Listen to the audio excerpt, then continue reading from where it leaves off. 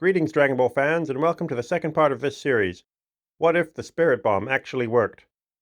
In the last part, we saw the first use of the thing boil its target down to its constituent atoms. The mighty Prince Vegeta has been firmly shoved through the door to the next dimension to join his minion Nappa. The Ginyu Force has remained at a distance as Zarbon and Midoriya were never picked off by the Saiyan Prince. Midoriya, however, has since met his end at Frieza's own hands, having failed at his job one too many times. Goku has arrived and has been taken to meet Guru. He then had his substantial fighting potential unlocked, with suitably dramatic results. We join the Z-Fighters, reeling from the devastation of Frieza's planet-killing Death Ball being cast back on him by our titular character. As the water rushes in to fill the newly formed crater, Nail and Piccolo dive in to find their fallen comrade. They retrieve the semi-conscious Goku from the water and settle down with Gohan, Krillin, and Dende. A shadow passes over them, and they look up in horror. The scorched and scratched Frieza is shaking with humiliation and pain and rage. Well, it's going to be up to Nail and Piccolo to distract Frieza while Dende does his thing. Piccolo is unsure how, but after a moment, Nail puts his hand on his new friend's shoulder and says that he has an idea. He looks to his younger brother and bids him farewell. The freshly fused Piccolo charges up to engage Frieza. He has lost a lot of energy on creating and then defending himself from that Death Ball. They exchange blows, and fortunately the still stronger Frieza is making mistakes, attacking the Green Man in a blind rage. Dende sits back, and Goku wakes up and looks up at the suddenly very powerful Piccolo, going almost toe-to-toe with the bloody, battered Frieza. He gets up and digs around a bit in his own power. Seeing that it still won't be enough to beat Frieza, he decides to make a Death Ball of his own. He raises his arms high and concentrates, pushing as much of his own energy as he can into jump-starting this thing. From the corner of his eye, Piccolo sees this, and remembering what King Kai had said about the Spirit Bomb, he goes purely on the defensive. He dodges and weaves to avoid the angry monster's ever more wasteful attacks. The power and size of the Spirit Bomb increase steadily. Eventually, the gathered energy becomes so bright that Frieza takes notice of it, and then he spots Goku, just as the Saiyan re-enters that cursed, not actually Super Saiyan form. He laughs almost hysterically. Why do they keep up with this charade? Surely they realize by now that they can't actually kill him. He's proved that beyond any doubt by surviving his own planet-cracking Death Ball, hasn't he? He stops trying to attack the annoyingly fast Namekian and turns to face the glowing orb with a savage grin. How pathetic, he cries out, trying to mock the monkey. When the cosmic timer goes ding, Goku drags the attack down, towards Frieza. The Emperor watches it approach and laughs at them all. When this is over, he's going to dance on their impudent graves. But that Saiyan? Oh, he'll make an example out of him. From behind him, Piccolo asks how he knows that he's actually immortal. Well, for one, there was the wish, and then there was surviving the death... Wait. That actually hurt. Excruciatingly hurt. What's immortality even feel like? He's not totally impervious, that's obvious. He can't die, right? Was he supposed to specify some sort of exact kind of immortality? Hearing the fading laughter behind him, he sees that the Green Man has vanished. It's just him, alone, facing the question. Is he? Is he really immortal? Either way, this is really gonna hurt. When the orb connects, it drives the mighty Lord down into the ground. There is nothing left to answer the question, nothing but yet another crater, rapidly draining a nearby ocean. The gang look upon the destruction of first the Death Ball and then the Spirit Bomb. To their initial shock, the large, round Frieza Force ship lumbers up into view. It slows and then hovers nearby, and Bulma leans out of an opening, smiling ear to ear. About this time, back on Earth, the Dragon Balls have also been gathered, and they are ready to summon Shenron. They wish back everyone good, whose deaths were caused by Frieza or his men. Porunga once again looms over them, and they wish for Chiaotzu to be resurrected. They quickly notice that Yamcha and Tien have both not returned to life yet. They will need to wait another year to use the Dragon Balls again, realizing that Vegeta and Nappa were not acting as Frieza's men when they killed the pair. As the planet is still very much intact, they go off and collect Goku's ship and prepare to take their leave of the Namekians. Dende is sad to see Nail, or Piccolo, along with his new friends leave, but he is happy that they have won and that they have Kami's ship to examine. Maybe he'll come and visit sometime. The Namekians all gather to see them off, bidding farewell to their brother and at least part of their long-lost son. Goku was, of course, quite eager to get Piccolo, Gohan, and even Krillin into his ship for some intense gravity training.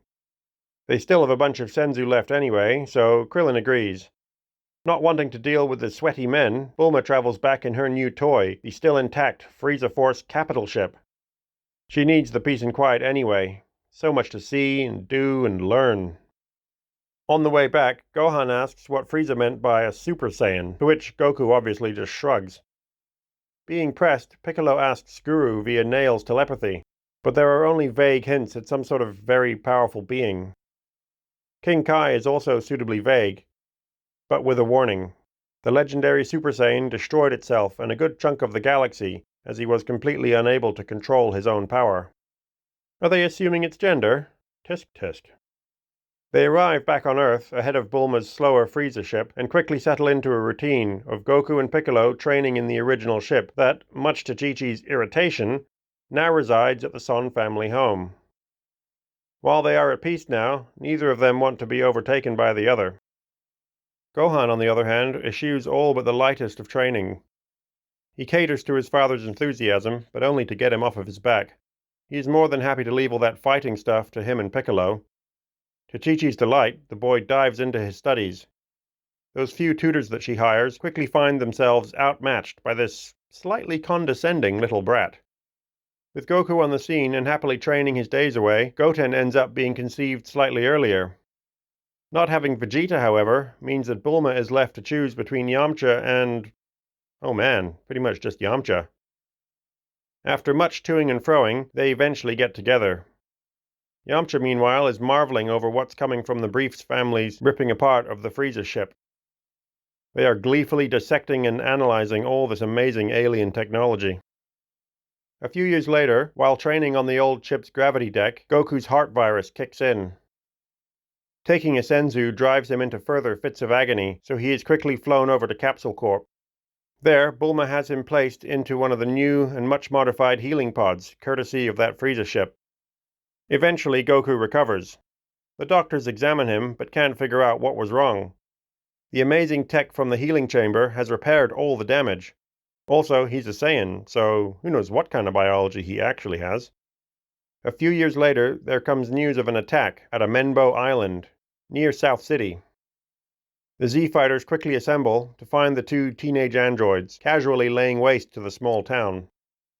Yamcha gets Yamcha'd, of course, but despite being quickly shoved into a capsulized healing pod, it is just too little too late. The healing pod is cool and all, but dead is dead. Only one fix for that around these parts. Tien then also gets Yamcha'd. They pretty much all get Yamcha'd. When only Piccolo and Goku are left, they continue to struggle against these strange, keyless, but incredibly powerful red-ribbon teenagers. As Goku pushes his Kaioken to times 20, the heart virus strikes again. Sensing their powers fading and disappearing one by one, Gohan is drawn out of his studies, and he makes his way southwest. What he finds is not pretty. Krillin, Yamcha, Tien, and Chaozu are dead, gaping holes in their chests where hands or beams had passed through. He finds what's left of Piccolo, torn apart and scattered across the ground. Shreds of his father's gi lead him to that whole body too. No, it's all his fault. He stopped his training, he stopped spending time with them. He could have helped, if only he'd been there, if only he'd tried. The ground shakes, and what buildings remain around him crumble as he erupts with wild, golden power, but just for a moment, before collapsing to the ground unconscious. When he wakes up, he is at Capsule Corp. His mother and Bulma are there, and the toddler Goten and baby Bra are playing in the corner. He starts to tell them what he saw, but Bulma hushes him. She found the bodies as well. Her poor Yamcha.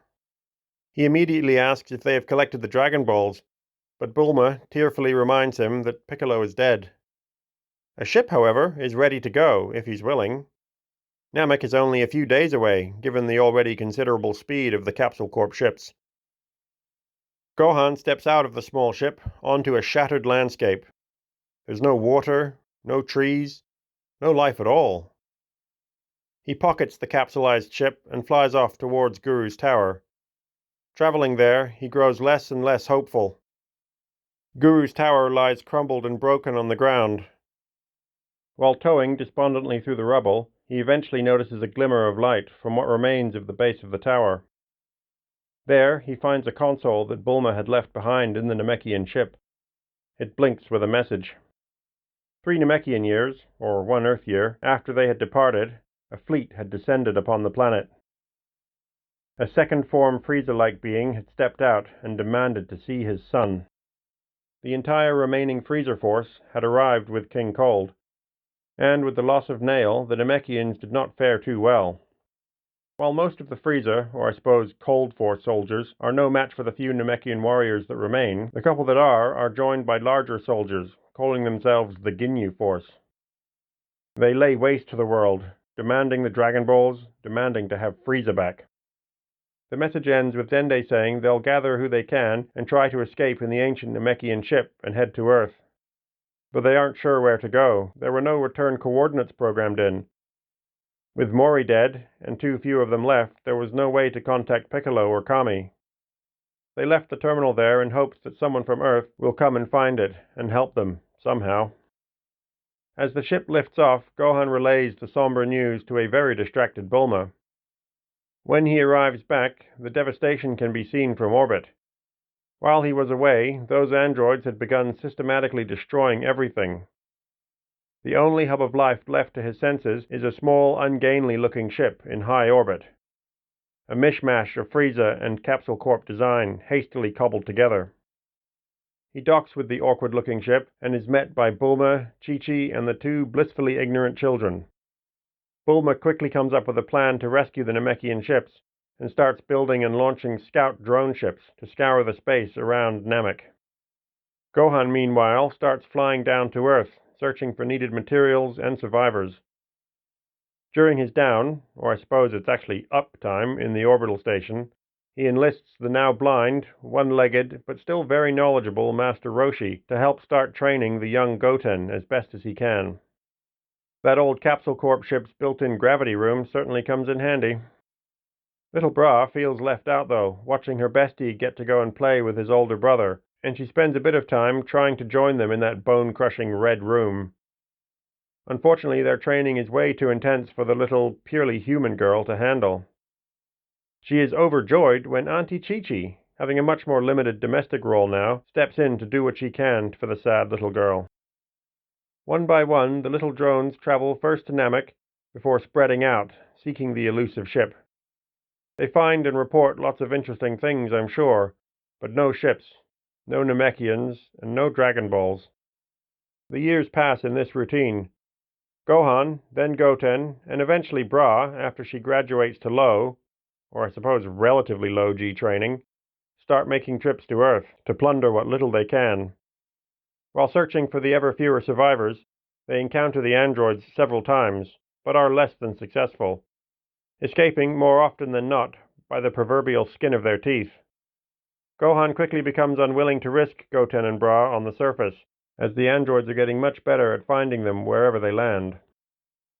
Goten and Bra, in turn, become more desperate to help out. They even take to sneaking out, which, of course, is a huge mistake. The android's robotic vision easily spots the 2 small, spacesuit-wrapped objects descending to the planet, and they move in to play. Gohan arrives in time to see the 2 being blasted away into a building. Thinking them dead, the rage erupts for the second time in his life, his hair changing color. Now this battle is vastly different from the others. With years of training in the ever-increasing weight of the gravity chamber on board Capsule Colony 1, Gohan's base power is now more in line with, if not slightly above, Vegeta's when he fought 18. But while the prince's foes were apparently stronger, there are both androids engaging Gohan here, and no quarter is being given. Bra wakes in time to see the golden-haired Gohan getting systematically demolished by the combined force of androids 17 and 18. She's never seen this golden power before, but the androids are being much more brutal than the normal, mocking, almost playful beatings they usually dole out. Perhaps they recognize that he now poses an actual threat to them, at least as individuals, so they are seeking to eliminate that threat. She watches, in horror, as Gohan is beaten down despite his immense power. As he is eventually held up by 17, he makes eye contact with Bra, and then Goten, who is finally picking himself up just behind her. Gohan smiles slightly and closes his eyes, sucking all of his energy in, focusing it into a tiny point now directly between the two androids. After a moment, he reaches out with a sudden last gasp of strength and wraps his arms around the machine bodies. A massive ball of energy envelops them all, while the androids struggle to free themselves from his desperate grasp. Gohan looks once more at the stricken faces of Goten and Bra. Smiling gently at them, finally at peace with himself and his failures, he releases his built-up energy. Man, what a total downer. I hope you weren't expecting Gohan to stomp them, were you? He's barely even aware of what has happened with his massive power-up. So much has gone on between now and hearing about that so-called Super Saiyan thing. If the androids survive the suicide of their master, hopefully Goten and Bra can make it back to orbit safely. You know what? What do you think? Do they survive, or does Gohan's final atonement for abandoning his training with his father and Piccolo bring an end to the android menace? Leave your choice in the poll somewhere on the top right, and we'll find out next time on Dragon Ball, What If the Spirit Bomb Actually Worked?